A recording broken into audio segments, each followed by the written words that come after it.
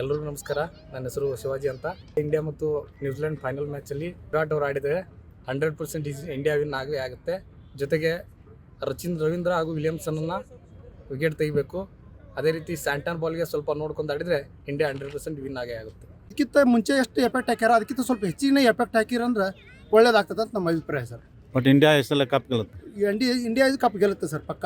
ಎಷ್ಟು ದಿನ ಹೆಂಗಾಡ್ಯಾರ ಹಂಗೆ ಆಡಿದ್ರೆ ಬೆಟ್ರು. ವರುಣ್ ಚಕ್ರವರ್ತಿ ಮತ್ತು ಈ ಸಲ ಯಾರು ಬುಮ್ರಾನ ರೀಪ್ಲೇಸ್ ಮಾಡ್ತೀವಿ ಅಂದಾರ ಅವ್ರು ಮಾಡಿದ್ರೆ ಬೆಟ್ರು. ಮತ್ತು ನಮ್ಮ ಕೊಹ್ಲಿ ಕಾಕ ಮತ್ತು ರೋಹಿತ್ ಶರ್ಮಾ ಇರೋವ್ರಿಗೂ ಇಂಡಿಯಾ ಅಂತೂ ಸೋಲಲ್ಲ ಅನ್ಕೊತೀನಿ.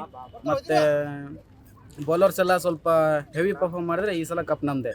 ಇಂಡಿಯಾ ನ್ಯೂಜಿಲ್ಯಾಂಡ್ ಮಧ್ಯಾಹ್ನ 2:15 ಇದೆ. ಅದರಲ್ಲಿ ಅದು ಬಲಿಷ್ಠವಾದ ಟೀಮೇ ನ್ಯೂಜಿಲ್ಯಾಂಡ್ ಅನ್ನೋದು.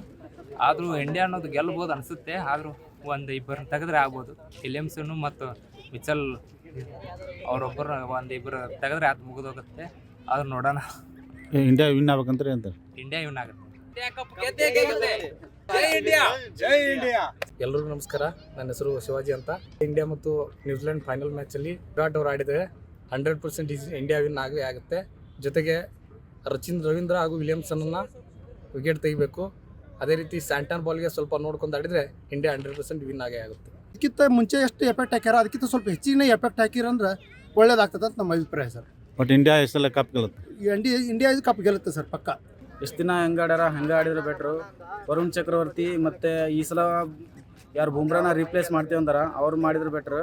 ಮತ್ತು ನಮ್ಮ ಕೊಹ್ಲಿ ಕಾಕ ಮತ್ತು ರೋಹಿತ್ ಶರ್ಮಾ ಇರೋವ್ರಿಗೂ ಇಂಡಿಯಾ ಅಂತೂ ಸೋಲಲ್ಲ ಅನ್ಕೊತೀನಿ.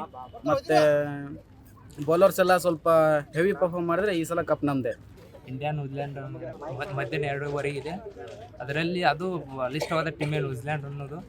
ಆದರೂ ಇಂಡಿಯಾ ಅನ್ನೋದು ಗೆಲ್ಬೋದು ಅನಿಸುತ್ತೆ. ಆದರೂ ಒಂದು ಇಬ್ಬರನ್ನ ತೆಗೆದ್ರೆ ಆಗ್ಬೋದು. ವಿಲಿಯಮ್ಸನ್ನು ಮತ್ತು ಮಿಚಲ್ ಅವರೊಬ್ಬರು ಇಬ್ಬರು ತೆಗೆದ್ರೆ ಅದು ಮುಗಿದೋಗುತ್ತೆ. ಆದ್ರೂ ನೋಡೋಣ. ಇಂಡಿಯಾ ವಿನ್ ಆಗ್ಬೇಕಂದ್ರೆ ಅಂತ ಇಂಡಿಯಾ ವಿನ್ ಆಗುತ್ತೆ. ಜೈ ಇಂಡಿಯಾ.